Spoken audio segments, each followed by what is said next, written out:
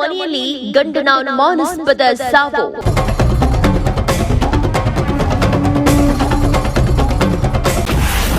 ಪತಿ ಸತ್ತ 16 ದಿನಕ್ಕೆ ಮತ್ತೆ ಪತ್ನಿಗೆ ಹೊಸ ಗಂಡ.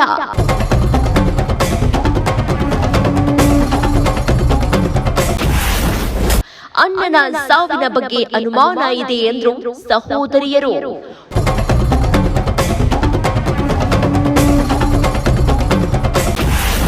ಹೂತ ಹೆಣ ಆಚೆ ತೆಗೆದ್ರು, ಮರಣೋತ್ತರ ಪರೀಕ್ಷೆಗೆ ರವಾನಿಸಿದ್ರು.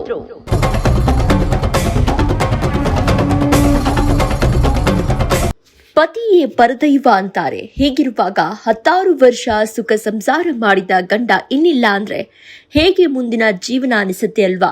ಆದ್ರೆ ಇಲ್ಲೊಂದು ಮಹಾತಾಯಿ ಗಂಡ ಸತ್ತ ಕೇವಲ 16 ದಿನಕ್ಕೆ ಮತ್ತೊಬ್ಬನ ಜೊತೆ ಸಪ್ತಪದಿ ತುಳಿಯೋಕೆ ಸಿದ್ಧವಾಗಿ ಬಿಟ್ಟಿದ್ದಾಳೆ.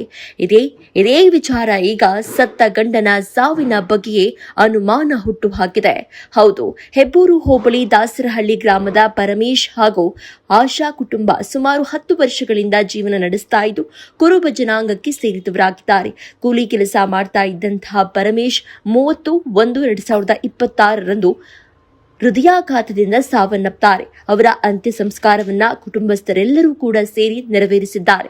ಆದರೆ ಮೃತ ಪರಮೇಶ್ವರ ಪತ್ನಿ ಆಶಾ ಕೇವಲ 16 ದಿವಸಕ್ಕೆ ಮತ್ತೊಬ್ಬನನ್ನ ಮದುವೆಯಾಗಿದ್ದಾಳೆ. ಈ ಹಿನ್ನೆಲೆಯಲ್ಲಿ ಪರಮೇಶ್ವರ್ ಅವರ ಅಕ್ಕ ಹಾಗೂ ತಂಗಿಯರು ನನ್ನ ತಮ್ಮನ ಸಾವು ಸಹಜ ಸಾವಲ್ಲ ಅಂತ ಹೇಳಿ ಅನುಮಾನವನ್ನ ವ್ಯಕ್ತಪಡಿಸಿದ್ದಾರೆ. ಕೂಡಲೇ ಹೆಬ್ಬೂರು ಪೊಲೀಸ್ ಠಾಣೆಯಲ್ಲಿ ಪ್ರಕರಣ ದಾಖಲಾಗಿದ್ದು, ಇದರ ಅನ್ವಯ ಇವತ್ತು ತಹಶೀಲ್ದಾರ್ ರಾಜೇಶ್ವರಿ, ಸಬ್ ಇನ್ಸ್ಪೆಕ್ಟರ್ ನವೀನ್ ಕುಮಾರ್ ಅವರ ಸಮಕ್ಷಮದಲ್ಲಿ ಶವವನ್ನ ಹೊರತೆಗೆದು ಮರಣೋತ್ತರ ಪರೀಕ್ಷೆಗೆ ಆರೋಗ್ಯ ಅಧಿಕಾರಿಗಳು ರವಾನಿಸಿದ್ದಾರೆ. 2 ಗಂಡು ಮಕ್ಕಳಿದ್ದಾರೆ ಈ ಮೃತ ಪರಮೇಶ್ ಹಾಗೂ ಆಶಾಳಿಗೆ. ಪರಮೇಶ್ ಸತ್ತ 16 ದಿವಸಕ್ಕೆ ಇನ್ನೊಂದು ಮದುವೆಯಾಗಿದ್ದಾಳೆ ಆಶಾ. ಅಂದ್ರೆ ಅದು ಎಷ್ಟು ಅನುಮಾನಕ್ಕೆ ಕಾರಣವಾಗಿದೆ ಅಂತ ಹೇಳಿದ್ರೆ, ಆಕೆ ಖುಷಿಯಾಗಿ ಬೇರೊಬ್ಬನ ಕೈ ಹಿಡಿದಿದ್ದಾಳೆ. ಈ ದೃಶ್ಯದಲ್ಲಿ ನೀವು ಅದನ್ನ ಗಮನಿಸಬಹುದು. ಯಡಿಯೂರು ದೇವಸ್ಥಾನದಲ್ಲಿ ಮದುವೆಯಾಗಿರುವ ವಿಡಿಯೋ ವೈರಲ್ ಆಗ್ತಾ ಇದ್ದಂತೆ ಎಂತವರಿಗೂ ಕೂಡ ಪರಮೇಶ್ವರ ಸಾವು ಸಹಜ ಅನಿಸೋದಿಲ್ಲ. ಅದರಲ್ಲೂ ಮೃತ ಪರಮೇಶ್ವರ ಸಹೋದರಿ ನಾಗಲಕ್ಷ್ಮಮ್ಮ ಇದನ್ನ ಒಪ್ಪೋದಕ್ಕೆ ರೆಡಿ ಇಲ್ಲ ಅಂತ ಹೇಳಿ ಆಕ್ರೋಶವನ್ನ ವ್ಯಕ್ತಪಡಿಸಿದ್ದಾರೆ. ಜೊತೆಗೆ ಒಂದಷ್ಟು ಸತ್ಯವನ್ನ ಇವರು ಬಾಯ್ಬಿಟ್ಟಿದ್ದಾರೆ. ಹೂತ ಹೆಣ ಆಚೆ ತೆಗೆದು ಮರಣೋತ್ತರ ಪರೀಕ್ಷೆಗೆ ಒಳಪಡಿಸೋದಕ್ಕೆ ಪ್ರಮುಖ ಕಾರಣ ಏನು ಅಂತ ಹೇಳಿದ್ರೆ, 50 ವರ್ಷದ ಪರಮೇಶ್ವರ್ ಏನು ಹೃದಯಾಘಾತದಿಂದ ಸಾವನ್ನಪ್ಪಿದ್ದಾರೆ.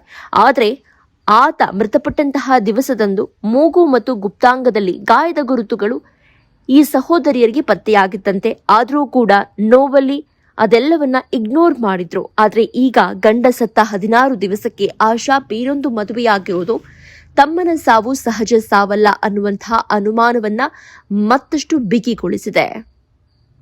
ಸದ್ಯ ಈ ಕೇಸ್ ತನಿಖೆಯ ಹಂತದಲ್ಲಿದ್ದು ಹೂತ ಶವವನ್ನ ಮೇಲೆತ್ತಲಾಗಿದೆ, ಮರಣೋತ್ತರ ಪರೀಕ್ಷೆಗೆ ಒಳಪಡಿಸಲಾಗಿದೆ, ಕೇಸ್ ರಿಜಿಸ್ಟರ್ ಆಗಿದೆ.